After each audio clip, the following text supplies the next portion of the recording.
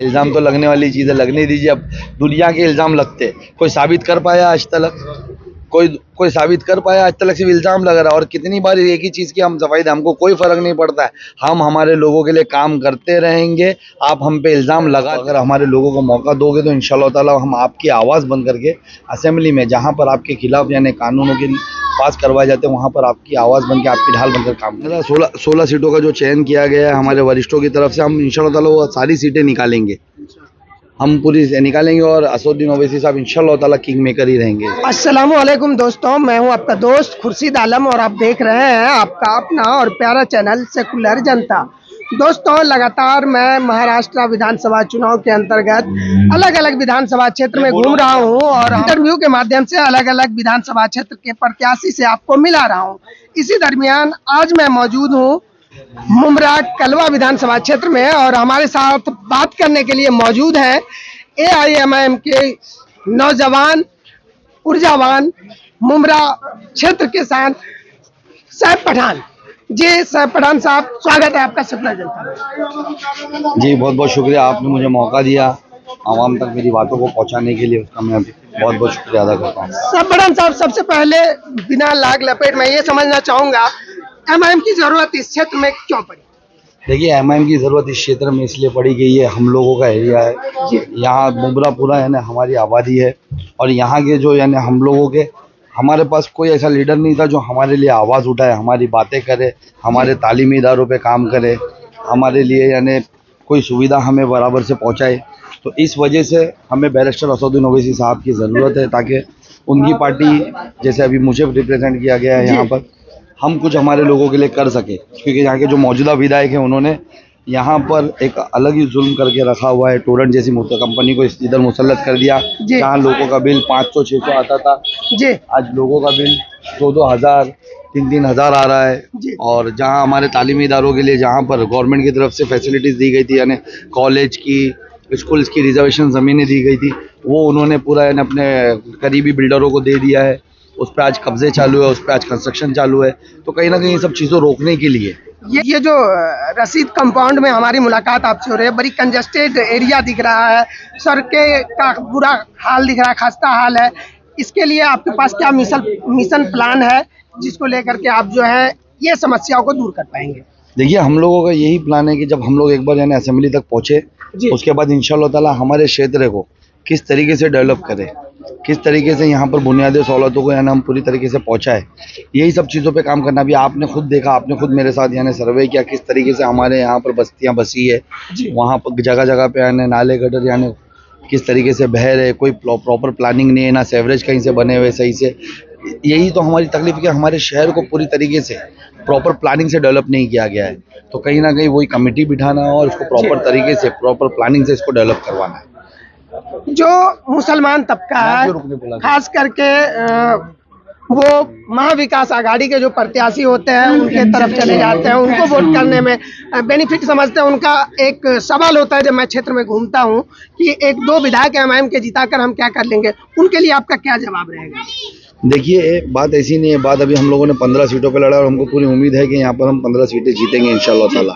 और ये जो रूमर्स फैलाई जा रही है कि 1-2 विधायक, तो आप जानते होंगे कि 2 ही विधायक थे, वारिस पठान और इम्तियाज जलील। किस तरीके से उन्होंने मुस्लिम रिजर्वेशंस के लिए आवाज़ उठाई, किस तरीके से उन्होंने यानी अपने क्षेत्रों के अंदर काम किया, किस तरीके से यानी हमेशा हमारे से पूरे महाराष्ट्र के मुस्लिमों के रिप्रेजेंटेटिव बन करके वहाँ पर उन्होंने आवाज़ उठाई है। तो आप 1 जिताओ, 2 जिताओ, अगर आप 10 जिताओ, आप अगर हमारे लोगों को मौका दोगे तो इंशाअल्लाह ताला हम आपकी आवाज़ बन करके असेंबली में, जहाँ पर आपके खिलाफ यानी कानूनों के पास करवाए जाते हैं, वहाँ पर आपकी आवाज़ बन के, आपकी ढाल बनकर काम करेंगे। MIM का वोट बैंक मुख्य रूप से मुस्लिम समाज को माना जाता है और मुस्लिम समाज लगातार जो है इस मुस्लिम बहुल सीट पर भी जो NCP के कैंडिडेट हैं उनको जिताते रहे, इस पर क्या कहेंगे? क्या कुछ देखिए, आज वही हमारा समाज यही जान रहा है कि हम लोगों से माजी में काफ़ी गलतियां हो चुकी है। जिस तरीके से हमने एक बाहरी शहर के बाहर, हमारे शहर के रहवासी नहीं है वो रहते थाना में, वो इस कॉन्स्टिट्यूंसी में रहते, हमने उनको सेकुलर समझ करके उनको पहले वोट दिया। लेकिन आज हम उनका सेकुलरिज्म देख रहे हैं कि मुमरा शहर के अंदर पिछले 15 सालों में सिर्फ और सिर्फ कंक्रीट रोड बनाने के अलावा उनके पास कोई काम नहीं है।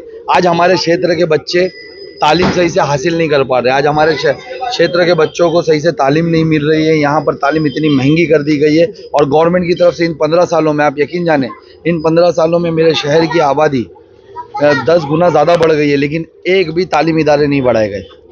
एक भी स्कूल म्यूनसिपल कॉर्पोरेशन की तरफ से नया नहीं बढ़ाया गया। उल्टा जो म्यूनसिपल कॉर्पोरेशन स्कूल इनके आने से पहले थी, 15 साल पहले जो बसाई गई थी, आज उसकी हालत खस्ता है। आज उसके अंदर टीचर्स नहीं है कि बच्चे सही से पढ़ सके। तो यही सब चीज़ों के लिए कि आज हमारा शहर फील करता है कि इस बार हमारी क़ियादत को मजबूत करना है, ताकि हम हमारे शहर के बच्चों की भविष्य के लिए कुछ कर सकें, उनके मुस्तकबिल के लिए यहाँ पर स्कूल्स कॉलेजेस गवर्नमेंट से ला सके। जैसा कि मैंने आपसे कहा कि आज हमारे शहर के अंदर एक खेलने का मैदान नहीं है। अगर युवा यहाँ का खेलेगा नहीं तो क्या करेगा बताइए। नशा आम कर दिया गया हमारे बस्तियों में। क्या वो चाहते हैं कि हमारा जो खेल का मैदान है वो अपने बिल्डरों को बेच दे और उसके बाद हमारे बच्चे क्या करें? जब उनके अंदर कोई एक्टिविटीज़ नहीं रहेंगी तो फिर वो इन्हीं चीज़ों में जाएंगे। एमआईएम पर लगातार बी टीम का इल्जाम लगता है कि एमआईएम जो है बीजेपी के बी टीम है, इनके लिए आपका क्या काउंटर रहेगा? आपने कहा खुद का इल्ज़ाम लगता है। इल्ज़ाम तो लगने वाली चीज़ है, लगने दीजिए। अब दुनिया के इल्ज़ाम लगते हैं, कोई साबित कर पाया आज तक? कोई साबित कर पाया आज तक? सिर्फ इल्ज़ाम लग रहा है। और कितनी बार एक ही चीज़ की हम सफाई दें, हमको कोई फ़र्क नहीं पड़ता है। हम हमारे लोगों के लिए काम करते रहेंगे। आप हम पे इल्ज़ाम लगाते रहो, हम तुम्हारे इल्ज़ामों से रुकेंगे नहीं। इंशाअल्लाह ताला हमारा अल्लाह हमको और ताकत देगा और हम ताकत से काम करके दिखाएंगे। अवार्ड साहब लगातार जो है यहाँ से जीतते रहे हैं, स्वास्थ्य मंत्री भी रहे हैं यहाँ से। स्वास्थ्य पर क्या कुछ काम हुआ है इस क्षेत्र में? देखिए, अवार्ड साहब यहाँ से रहे, हाउसिंग मिनिस्टर रहे पिछले 2.5 साल का जो टर्म था उनका, जो पिछले सरकार में थे, उस वक्त हाउसिंग मिनिस्टर थे। आप देख सकते हैं हाउसिंग के अंडर ये क्षेत्र आता है। आप देख सकते हो हाउसिंग के अंदर ये क्षेत्र आता है। आपने खुद सर्वे किया। एक हाउसिंग मिनिस्टर चाहता आज हमारे शहर की 1550 बिल्डिंग धोखादायक है। जब वो यानी हाउसिंग मिनिस्टर थे तब धोखादायक की यानी लिस्ट बाहर आई थी कि 1550 बिल्डिंग धोखादायक थी। उनके अंडर में वो बिल्डिंगें थी। क्या उन्होंने एक स्कीम पास करवाई? क्या उन्होंने एक बार कोशिश की कि इन बिल्डिंगों को लीगल करा दिया जाए? क्या उन्होंने एक बार कोशिश की कि सरकार से इन बिल्डिंगों को फंड ला करके दिया जाए? उन्होंने हाउसिंग मिनिस्टर रहते हुए भी मुमरा के लिए कुछ नहीं किया, सिर्फ और सिर्फ भारी बिल्डरों के लिए काम किया। इसीलिए तो मुमरा शहर कहता है कि इस बार कोई एजेंट नहीं चलेगा, इस बार हमको प्योर नेता चाहिए। एक चीज मैं और समझना चाहूँगा, पिछले बार की अगर मैं बात करूँ तो एमआईएम 48 सीट पर लड़ी थी। परफॉर्मेंस बहुत कुछ बेहतर नहीं कह सकते, 2 सीट जीती थी, 5-6 सीटों पर सेकेंड और कुछ सीटों पर थर्ड पोजीशन पर रही थी। आपके यहाँ उस समय प्रत्याशी नहीं थे। मैं ये समझना चाहूँगा कि क्या स्ट्रेटेजी के तहत आप लोगों ने या जिम्मेदारों ने ये फैसला लिया कि केवल 16 सीट लड़ाया जाए, 48 नहीं 16 सीट लड़ाई जाए? जी देखिए, ये तो हमारे बड़े लोग का, वरिष्ठ लोग का फैसला। उसके बारे में मैं आपसे क्या बता पाऊंगा। उन्होंने यहाँ की सीट को चुना, मैं उनका उसके लिए शुक्रगुजार हूँ। मैं बैरिस्टर असदुद्दीन ओवैसी साहब का शुक्रगुजार हूँ कि उन्होंने मुझे मौका दिया, मेरे लोगों को रिप्रेजेंट करने का मौका दिया। मुझे एक मौका दिया कि मैं इनकी आवाज़ बन करके कल असेंबली में इनके लिए आवाज़ उठाऊँ और मैं यहाँ शहर के लिए कुछ कर सकूँ। मैं उसका शुक्रगुजार हूँ। बाकी उन्होंने बाकी सीटों पर क्यों नहीं लड़ाया, क्यों लड़ाया, ये फैसले तो वही बेहतर जान सकते हैं, बता सकते हैं। सैफ पठान को इस बार यहाँ की जनता मुमरा कलवा की मौका देती है तो सबसे पहला काम सैफ पठान क्या करना चाहिए? देखिए, मुझे अगर मेरी जनता ने मौका दी तो मैं सबसे पहले 2 काम करना चाहूँगा। एक, जो टोरेंट कंपनी कुछ कमीशन के चक्कर में यहाँ के विधायक ने उसे ला करके हमारे लोगों पे मुसल्लत कर दिया है, जिससे पूरा शहर परेशान है, हर एक घर परेशान है। सबसे पहले मैं उसका कॉन्ट्रैक्ट यहाँ से कैंसिल करवाऊँगा। और दूसरा काम जो है, मैं इस शहर के बच्चों को फ्री तालीम देना चाहता हूँ। मैं चाहता हूँ कि म्यूनसिपल कॉर्पोरेशन की तरफ से यहाँ पर स्कूल बढ़ाया जाए, ताकि मेरे शहर से, मेरे हर एक घर से बच्चा यहाँ पर फ्री तालीम हासिल करे। मैं इंशाअल्लाह ताला उस पर काम करूँगा। एमआईएम का बहुत सारा चर्चा चल रहा था कि कहीं एमबीए के साथ जा सकती है, लेकिन किनारा कर लिया उन लोगों ने। इसके पीछे क्या कुछ वजह मानते हैं आप? देखिए, ये पहले से उन लोगों की सोच बनी हुई है कि यानी हम सिर्फ उनको वोटिंग्स के लिए चाहिए और उनकी दरी बिछाने के लिए चाहिए, हम हिस्सेदारी में नहीं चाहिए। आप सोचिए कि अगर एमवीए को हम लगातार, हमारे सदर साहब लेटर दे रहे थे कि अगर आपको वाकई में फिरका परस्त सोचों को हटाना है, वाकई में आपको बीजेपी को हराना है, तो आप हमें साथ में लीजिए। बिना हमें साथ में लिए आप ये काम नहीं कर पाओगे।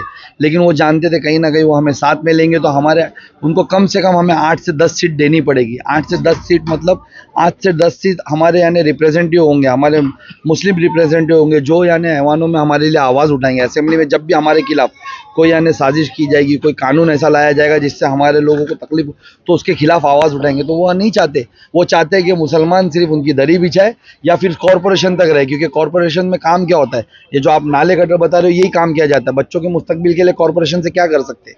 तो वो नहीं चाहते कि असेंबली में या पार्लियामेंट में हमारे लोग जाए। ऐसा कुछ नहीं है कि आपके पार्टी के नाम के साथ जो है मुस्लिम मीन सब जुड़ा हुआ है, तो इस वजह से वो लोगों को डर है कि कहीं इस पार्टी को साथ में लिए तो शायद हमारे हिंदू वोट खिसक जाए।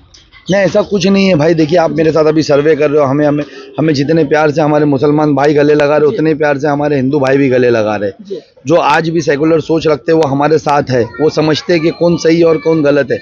ये उनकी सोच है कि यानी अगर हम ऐसा करेंगे तो इनको साथ में लेंगे तो ये हिस्सेदारी में आएंगे, ये अपने लोगों की बात करेंगे, इनको ये मौका ही मत दो। ये इस वजह से नहीं दे रहे, बाकी ऐसी कोई बात नहीं है कि उनसे हिंदू अलग हो जाएगा या उनसे मुस्लिम अलग हो जाएगा।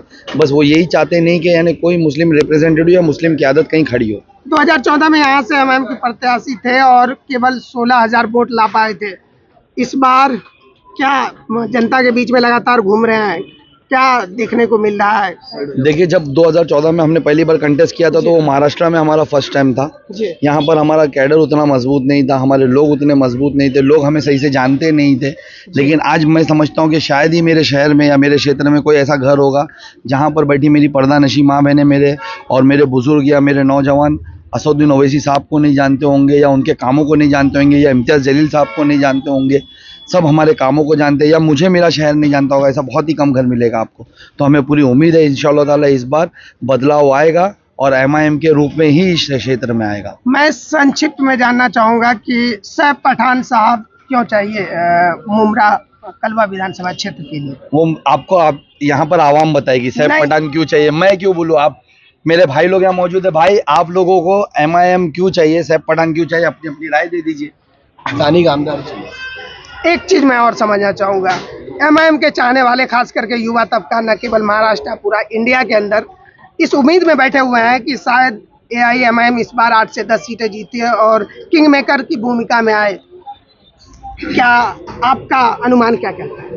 जी इंशाल्लाह ताला, देखिए हमें तो उम्मीद है कि जो 15-16 सीटों का जो चयन किया गया है हमारे वरिष्ठों की तरफ से, हम इंशाल्लाह ताला वो सारी सीटें निकालेंगे, हम पूरी निकालेंगे और असदुद्दीन ओवैसी साहब इंशाल्लाह ताला किंग मेकर ही रहेंगे इस बार। अंत में चलते चलते क्या शुभ संदेश देना चाहेंगे अपने क्षेत्र की जनता को? मेरे क्षेत्र की जनता से मैं ये कहना चाहूँगा कि ये बहुत बड़ा यानी एक अधिकार होता है वोट डालना। आप इसे डालिए, आप अपने वोटों को ज़ाया ना करें और इस बार कैंडिडेट आप बहुत सोच समझ के डालिए। पिछली बार आपने जिनको वोट दिया था उन्होंने कितने झूठे वादे किए थे आपसे। एक झूठा वादा तो उनका ये था कि अगर मैं जीत गया तो मैं टोरेंट को नहीं आने दूंगा। जैसे ही वो जीते 2019 में उनकी सरकार बनी, 2.5 साल के लिए वो सरकार में रहे और 2020 में टोरेंट को रातों रात यहाँ लाया गया। आज टोरेंट से पूरा शहर परेशान है। इस बार इन झूठे वादे करने वालों को पहचानिए। इस बार आप मजलिस को मौका दीजिए। इंशाअल्लाह ताला पिछली बार 2019 में जो विधायक आपने चुना था, जो बना था, उसने टोरेंट लाया था। इस बार आप मुझे विधायक बनाए, मुझे चुने, इंशाअल्लाह ताला मैं टोरेंट को इस शहर से बाहर लेकर जाऊंगा। बहुत बहुत शुक्रिया, आपने अपना कीमती समय दिया। हम तुम्हारे साथ हैं, हम तुम्हारे साथ हैं। तो दोस्तों, ये थे सैफ पठान साहब, अपनी बात पूरी बेबाकी से आपके सामने रखा। पूरा इंटरव्यू कैसा लगा कमेंट बॉक्स में लिख करके जरूर बताइएगा। दोस्तों, अगर हमारा वीडियो पसंद आता हो तो इस भाई के कोशिश को लाइक जरूर कीजिएगा। और हाँ दोस्तों, अगर चैनल पर नए हैं, सब्सक्राइब नहीं किया तो सब्सक्राइब कर घंटी के बटन को जरूर दबा दीजिएगा। मिलते हैं किसी दूसरे शख्सियत के इंटरव्यू के साथ या किसी दूसरे जगह से पब्लिक ओपिनियन के साथ। तब तक के लिए दीजिए हमें इजाजत। जय हिंद, जय भारत।